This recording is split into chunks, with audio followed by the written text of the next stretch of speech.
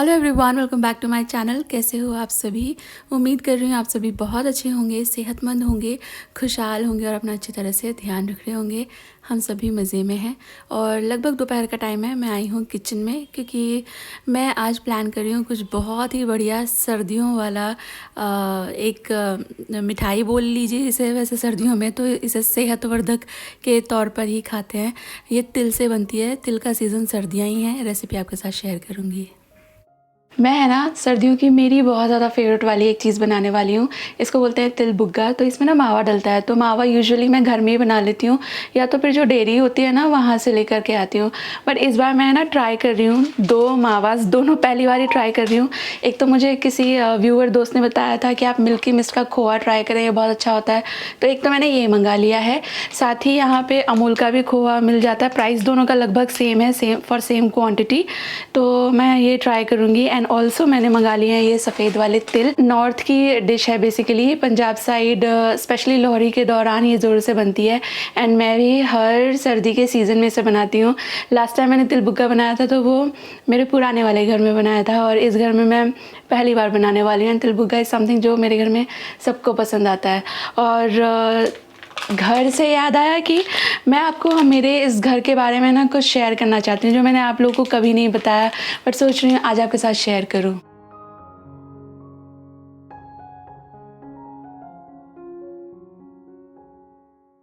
मैं ना खोया चेक कर रही थी थोड़ा स्मेल करके, क्योंकि ऑफ सी स्मेल होती है तो फिर I will not use it. वो एक अजीब सी स्मेल आ जाती है, फिर मेहनत भी करो एंड देन फाइनल प्रोडक्ट भी बेकार निकल जाता है। तो मैं आपको ना घर के बारे में बता रही थी। एंड अपना घर ना एक सपना होता है। बहुत लोग सारी ज़िंदगी कोशिश करते हैं कि अपनी एक छत हो जाए, अपना एक घर हो जाए। जब हम लोग ये घर ले रहे थे तब हम लोग को बहुत सारी दिक्कतों का, बहुत सारी इश्यूज़ का सामना करना पड़ा था। मतलब घर फाइनल करने से पहले हम लोगों ने कुछ एक प्रॉपर्टीज़ और भी देखी थी। किसी में लोकेशन का इशू आ रहा था, किसी में हमारा बजट मैच नहीं हो रहा था। मतलब हम लोग बहुत एफर्ट डाल रहे थे बट सब कुछ ऐसा लग रहा था जैसे उल्टा ही हो रहा हो। और एक बार तो एक्चुअली ये 2021 की बात है। ऐसा हुआ था कि ये जो घर है ना ये हमने 2020 की धनतेरस को बुक किया था।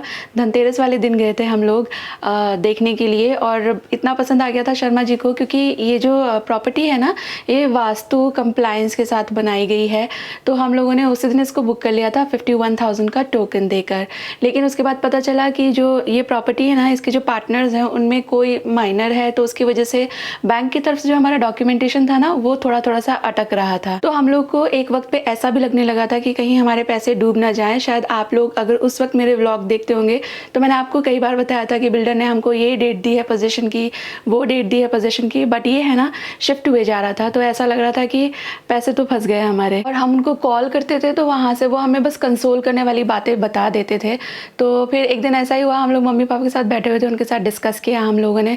मतलब वो दिख ही जाता है कि बच्चा परेशान है। तो मम्मी ने ही पूछा क्या हुआ है, तो फिर हम लोगों ने बताया कि ऐसा ऐसा चल रहा है। और मम्मी मेरी बहुत धार्मिक है, आप तो जानते हो, क्योंकि वो है ना हर चीज़ शुभ तिथि देखकर करने में विश्वास करती हैं। तो उन्होंने बोला कि एक बार एस्ट्रोलॉजिस्ट से बात करके देखो, शायद इसका कोई सोल्यूशन निकल आएगा। उनका पॉइंट यही था कि पता तो चले आखिर दिक्कत क्या है। तो फिर हम लोगों ने है ना एक ऐप है एस्ट्रोटॉक ऐप, तो उसमें जो एस्ट्रोलॉजर्स होते हैं ना उनसे आप बात कर सकते हो। तो उसके थ्रू हम लोगों ने फिर संगीता जी से बात की और सच बताऊं उनसे बात करके तो काफ़ी कुछ सॉर्ट हो गया। उनसे जब मैंने बात करना शुरू किया तो उन्होंने मेरी बात सुनने के बाद मेरा डेट ऑफ बर्थ पूछा, टाइम पूछा, शर्मा जी का date of birth and time पूछा। एंड देन फिर उन्होंने पूछा हम लोगों से कि क्या लेटली आप लोगों के पैसे कहीं फंस गए हैं, क्या इशू चल रहा है कुछ प्रॉपर्टी या घर को लेकर। एंड ये सुनकर तो मैं और शर्मा जी दोनों वाज लाइक कि ये बात इनको कैसे पता चली। ये बात तो अभी तक हम लोगों ने सिर्फ घर के जो हमारे क्लोज फैमिली है उन्हीं को बताई थी अभी तक। और उनसे ये सारी बातें सुनकर तो मतलब वो ट्रस्ट आ गया हमारा उन पर। फिर तो मैंने खुलकर उनको सारी डिटेल्स बता दी और फिर उन्होंने मुझे एक्सप्लेन किया कि ये सारी जो दिक्कतें आ रही हैं हमको वो क्यों आ रही हैं। और इसके बाद उन्होंने 2 सॉल्यूशंस दिए हमको और मुझे कहा कि 9 डेज़ तक मुझे वो कंटिन्यू करना है। ऑल्सो उन्होंने मुझे 2 डेट्स भी दी और उसके बाद मैंने जो सोल्यूशन उन्होंने बताया था वो मैंने किया।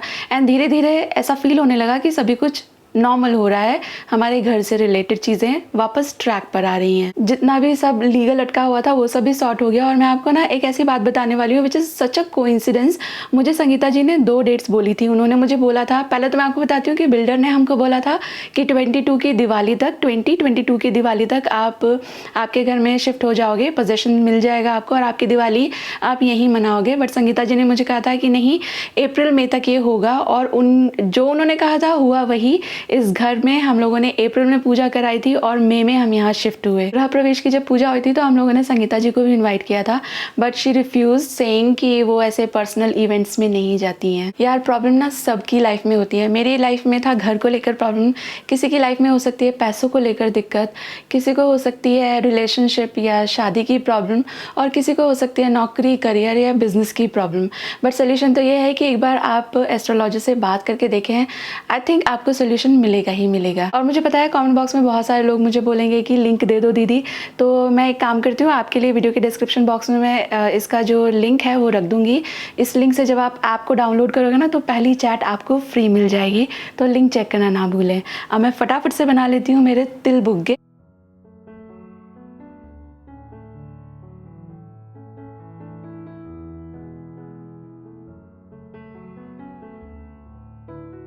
और मैंने यहाँ पर 50 ग्राम ईच के 4 पैकेट लिए हैं तिल के, तो ये हुआ टोटल 200 ग्राम तिल।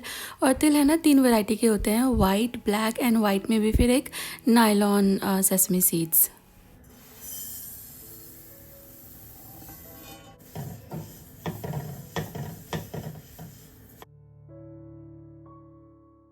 तिल को हमेशा स्लो फ्लेम पे भूनें, और ये बहुत जल्दी भुन जाते हैं, इसलिए इसको स्लो फ्लेम पे भुनना ज़रूरी है। आप फास्ट पे करेंगे ना तो ये कलर ले लेंगे, ये जल्दी ही पफ्ड अप हो जाएंगे और एक अच्छी सी अरोमा इसमें से आने लगेगी। बस इतना ही इसे भूनना है और शाइन भी आने लगती है इसमें। उसके बाद मैंने गैस बंद कर दिया था। पैन के अंदर मैंने जो खोया है वो ऐड कर दिया है अभी, क्योंकि मैं खोया भी भूनूंगी।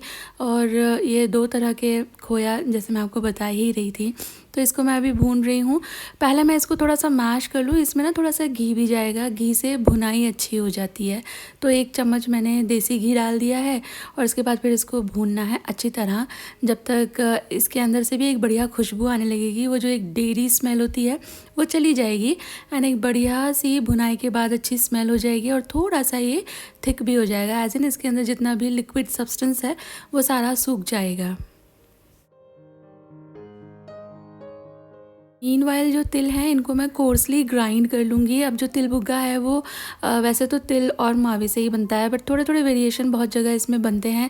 तो आप इसमें है ना, मैंने आज थोड़े से कैशूज़ भी ऐड किए हैं। आप चाहें तो कैशू मिलाएं, चाहें तो ना मिलाएं, और चाहें तो थोड़े पॉपी सीड्स भी मिला सकते हो, आपके पास हो तो। खसखस वो भी डलती है तिल बुग्गे में। एंड देन तैयार करके रख लीजिए तिल। जैसे ही मावा आपका भुन करके हो जाए तैयार, तो इसके अंदर पाउडर शुगर ऐड करें। जितना भी मावा था उसकी हाफ़ शुगर ले लीजिए और उसको पाउडर करके मिला दें। गैस अभी बंद ही है क्योंकि मावा भुनता चला जाएगा ना ज़्यादा, वो मुझे नहीं करना है। मैं पहले ये सब अच्छी तरह मिक्स कर लूँ, फिर मैं गैस ऑन करूँगी। और मावा अगर आपने लूज़ भुना है तो चीनी डालने के बाद ये और भी लूज़ हो जाएगा, एंड देन भुनाई में थोड़ा वक्त लगेगा। बट मैंने थोड़ा सा स्टिफ भून लिया था, तो अब चीनी डालने के बाद मुझे इसे ज़्यादा नहीं भूनना। जैसे ही ये थोड़ा इकट्ठा सा हो गया, बस इतने में ही मैं इसके अंदर जो तिल मैंने पीस करके रखे हैं ये मिला दूँगी। अगर पॉपी सीड्स भी लिए हैं तो वो भी यहीं पर मिला दीजिएगा। आप काजू काट के भी डाल सकते हो, वो भी एक अच्छा टेस्ट आता है। चाहें तो मेरी तरह साथ में पीस लीजिए। बस इसे मिक्स कर लीजिए अच्छी तरह से, और गैस बंद है। अच्छी तरह इसे मिक्स करते जाएंगे तो ये शेप ले लेगा। इसको बहुत ज़्यादा कुछ पकाने की ज़रूरत नहीं होती है।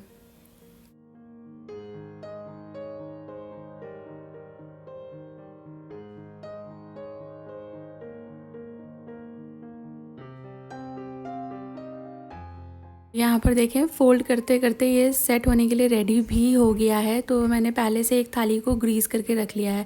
अब अगेन यहाँ पे भी आपके पास 2-3 ऑप्शंस हैं। या तो आप इसको कन्वीनियंस के लिए थाली में रख दीजिए, सारा का सारा लेवल करके अच्छी तरह रख दें, इसकी बर्फ़ियाँ सी बना लें, थोड़ा टाइम बच जाएगा। इसीलिए मैं भी आज यही कर रही हूँ, थोड़ा टाइम बच जाएगा, मुझे अभी डिनर के लिए सब्ज़ी भी बनानी है। चाहे तो आप आराम से लड्डू की तरह, या मैं आपको आगे दिखाऊंगी तिलबुगी का जो शेप होता है ना, उस शेप में आप थोड़ा थोड़ा डो लेकर के, थोड़ा थोड़ा मतलब मिक्सचर लेकर के आप इसे शेप दे सकते हो। और जैसे मैंने बर्फ़ी जैसी जमा ली है, ऐसा भी आप कर ही सकते हैं। अब आप इसको पूरा तिल से या तो इसे गार्निश कर लें। इस पे वैसे जो बादाम है वो भी लगाया जाता है, तो मैं थोड़ा थोड़ा बादाम भी लगा रही हूँ। मतलब जो पीसेस परफेक्ट स्क्वायर निकलेंगे ना बीच के, उनके ऊपर मैंने बादाम लगा दिया है और इसे सेट होने देंगे, बाद में मैं काट लूँगी। एंड देन मैं सभी काम कर रही थी तो हस्बैंड ने ऑरेंजेस का जूस निकाल के रख दिया था रेफ्रिजरेटर के अंदर। अब मैं फ्री हो गई थी, मैंने किचन थोड़ा क्लीन कर लिया था ना, तो अभी मैं सर्व कर लूँगी सबके लिए ऑरेंज जूस।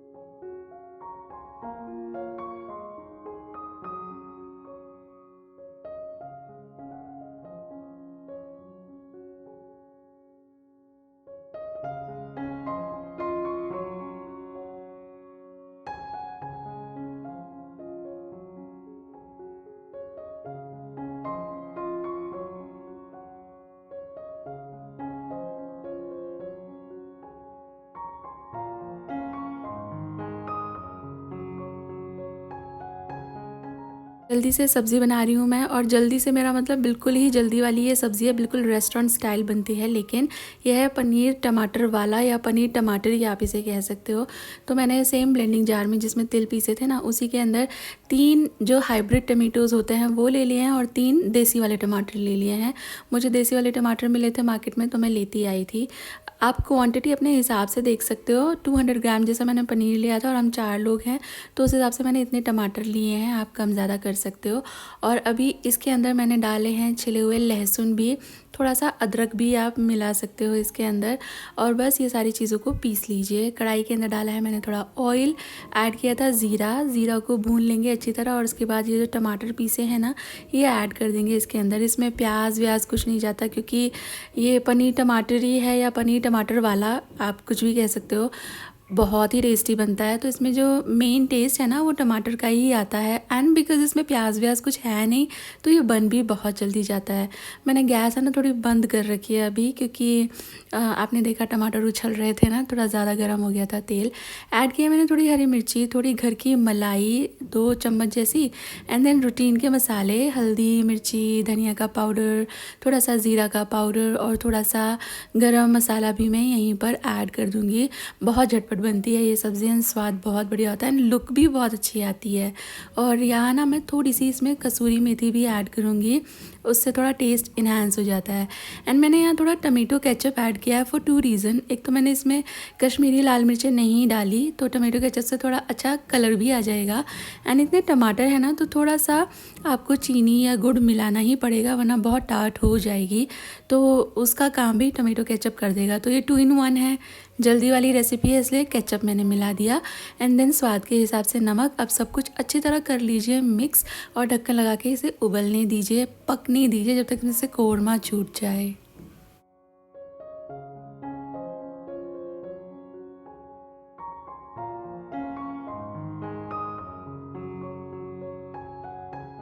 पनीर आप चाहें तो फ्राई कर लें, चाहें तो जैसे मैं कच्चा ले रही हूँ ऐसे ले लीजिए। मैं ज़्यादातर रेसिपीज़ में कच्चा ही यूज़ करती हूँ।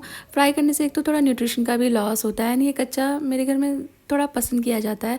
बस एक मटर पनीर है जिसमें फ़्राई किया हुआ ज़्यादा बेहतर लगता है मुझे, तो उसमें मैं 9 आउट ऑफ 10 टाइम्स फ्राई करके ही ऐड करती हूँ।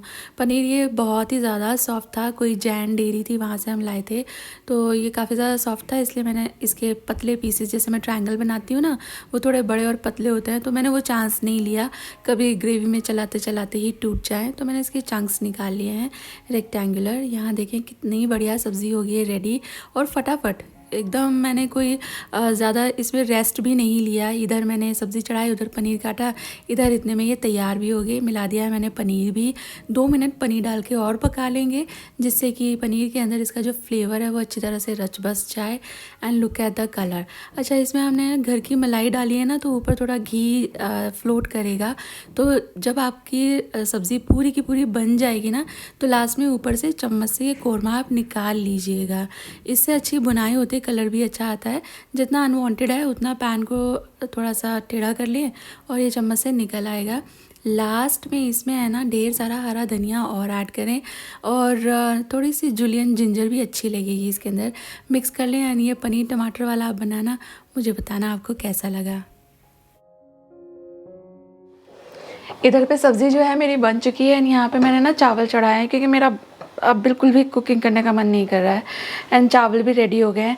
एंड मैं गई थी मार्केट, एक सेकेंड, हाँ अभी ठीक है, ये बंद कर दूँ, ये हो गया है। तो मैं ना सब्ज़ी लेने गई थी, तो मुझे मिले हैं शलजम। इतनी आम सी चीज़ है, बट हमारे यहाँ पे नहीं मिलती। बहुत ही मतलब आप जाएं और हर बार ही मिल जाए ऐसा नहीं होता, कभी कभी मिलती है, तो मैं लेकर आई हूँ। अगर ये मीठे वाले हुए ना, मतलब जैसे मूली होती है, जूसी होती है, स्वीट होती है, तो उसका अचार डलता है, लेकिन अंदर से सफ़ेद होती है, सूखी होती है, तो फिर उसको डिस्कार्ड करते हैं। तो आज इसको मैं सैलड में काटने वाली हूँ, और अगर ये जूसी निकली ना, तो मैं लेकर आऊँगी फिर शलजम, और मैं बनाऊँगी शलजम का अचार। क्योंकि मेरा सर्दियों में जो अचार डलते हैं ना, उसमें सबसे ज़्यादा फेवरेट है शलजम और गाजर का अचार। वैसे शलजम, गाजर एंड गोभी तीनों को मिला के बनाते हैं, बट मुझे गोभी उतनी अच्छी नहीं लगती। शलजम बहुत अच्छी बन जाती है अचार बनाने के बाद।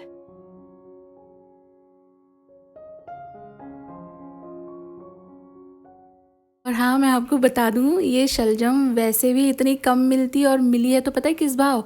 120 रुपये किलो, 30 रुपये की पाव है ये। मतलब हमारे यहाँ, मतलब नॉर्थ साइड में इतनी भी एक्सपेंसिव नहीं होती। आप मुझे बताना आपके यहाँ पे क्या भाव है। जब मैंने सुना 120 रुपये किलो शलजम, तो मुझे लगा बाप रे, बहुत ज़्यादा ही हो गया। लेकिन मैं अचार के लिए ये लेकर आऊँगी। अच्छी निकली थी, टेस्टी थी सारी की सारी खाने में। तो अभी तो मैं थोड़ी ही लाई थी। खाना वाना खाने के बाद ये जो तिल बुग्गा है, ये भी मैंने सोचा आपको काट के दिखा देती हूँ। एंड पहले तो आप ये देखें कि ये बिल्कुल भी नाइफ़ पर नहीं चिपक रहा है, बहुत ही अच्छी तरह से ये कुक हुआ है। दूसरा, बिल्कुल भी चिपचिपा नहीं है, एकदम सॉफ्ट बना है ये। इतना भी सॉफ्ट नहीं कि अपना शेप ना रिटेन कर पाए। मतलब बिल्कुल बढ़िया परफेक्ट वाली रेसिपी तैयार हुई है। आप ट्राई कीजिएगा, आपको अच्छी लगेगी। पीसेस मैंने निकाल लिए हैं, क्योंकि मैंने बेस पे घी लगाया था ना। तो एक टिप देती हूँ आपको, आप है ना, जब इस तरह मिठाई के पीसेस निकालें और आपने मिठाई को ग्रीस कर रखा हो, मतलब थाली को ग्रीस कर रखा हो घी से, तो स्लाइड उसे वार्म कर लें। मैं आपको दिखा रही हूँ इसका टेक्सचर कितनी सॉफ्ट है, बिल्कुल भी चिपचिपी या वो स्टिकी सी होती है ना, खिंचती है जब आप चाशनी को ठीक से नहीं पकाते, तो वैसी नहीं हुई है, अच्छी बनी है। तिल की बर्फ़ी या तिल बुग्गे आप कह लें, वैसे तो ये तिल की बर्फ़ी ही बन गई है मेरी तो आज।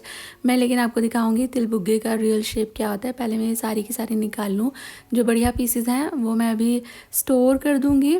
मावे की मिठाइयाँ फ्रिज में स्टोर करें, वो जो रूम टेम्परेचर में 1-1.5 दिन से ज़्यादा सर्वाइव नहीं कर पाती हैं। तो इसको मैं ढक्कन लगा के रख दूँगी फ्रिज के अंदर। और वो जो पीछे थोड़ा बहुत आप देख रहे हो ना, इसके सारे के मैं अब तिल बुग्गे बना दूँगी।